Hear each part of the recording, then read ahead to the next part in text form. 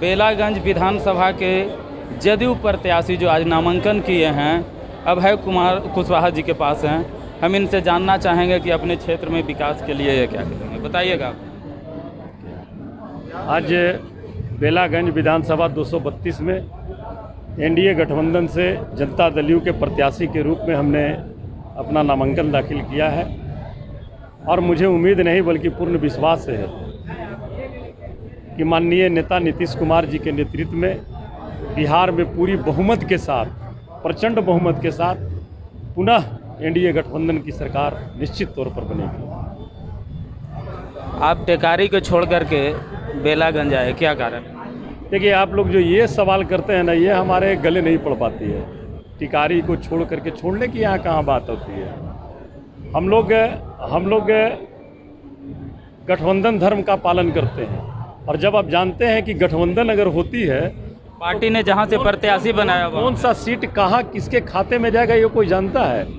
तो ये छोड़ने वाली जो आप लोग बात बोलते हैं ना, ये गले नहीं उतरता है। और लगता है आप जीते हुए प्रत्याशी थे? नहीं, लगता है जीते हुए हम पहले प्रत्याशी हैं, मतलब जीते हुए पहले आदमी हैं कि अब एक कंस्टिट्यूंसी को छोड़ के दूसरे कंस्टिट्यूंसी में हम गए हैं। अगर पहला व्यक्ति हैं तो आप हमको बता दीजिए। बात वैसी नहीं, आप जीते हुए वहाँ के कैंडिडेट थे, इसलिए हम सवाल आपसे, इसीलिए आपसे भी हम सवाल कर रहे हैं कि और इसके पहले जीते हुए उम्मीदवार कभी दूसरे विधानसभा को चेंज करके गए हैं कि नहीं?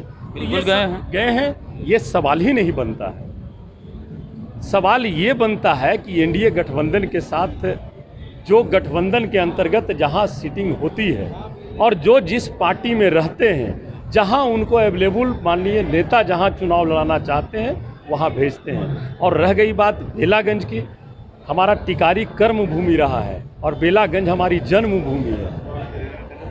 बेलागंज हमारी पैदाइश से बेलागंज की, इसलिए ये तो हमारे लिए और सौभाग्य की बात होगी। हम माननीय नेता को धन्यवाद देते हैं कि इस बार हमें कर्म भूमि का नहीं बल्कि अपने जन्मभूमि का सेवा करने का अवसर प्रदान दिया है। जनता से और एनडीए गठबंधन जी को धन्यवाद देते हैं।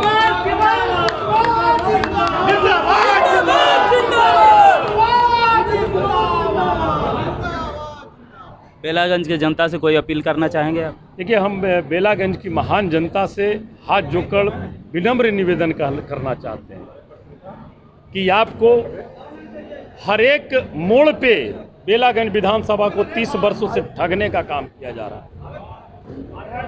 लुभावने बातें बोल करके, जाति धर्म पे बांट करके, तो इस झमेले में आप इस बार मत पड़िए और जो विकास की गाड़ी माननीय नेता नीतीश कुमार जी के नेतृत्व में चल रही है, सबका साथ सबका विकास, सभी वर्ग का विकास, सभी क्षेत्र का विकास, युवा हो, किसान हो, नौजवान हो, महिला हो, बेरोजगार हो, हर एक वर्ग का विकास करने का काम नीतीश जी के सरकार में चल रही है। जाति धर्म के से ऊपर उठकर हर एक जगह पे काम करने का काम किया जा रहा है। इसलिए आप इस विकास की बात को चुने और विकास के हाथों को आप मजबूत कीजिए ताकि हमारा ये जो बिहार है देश के अगली पंक्ति में खड़ा हो राज्यों में। और निश्चित तौर पर कहेंगे कि जो बेलागंज विधानसभा की स्थिति हम जब घूमते हैं नज़र आती है, सबसे पहले हम यहाँ पर सिंचाई की समुचित व्यवस्था करेंगे।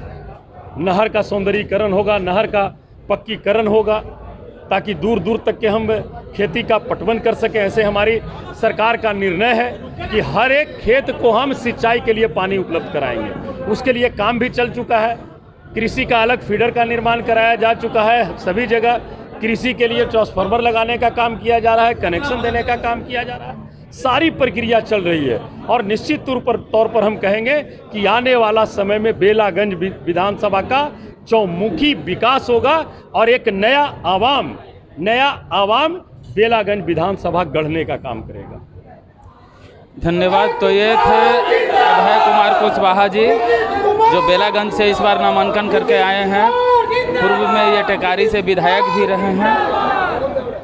धन्यवाद।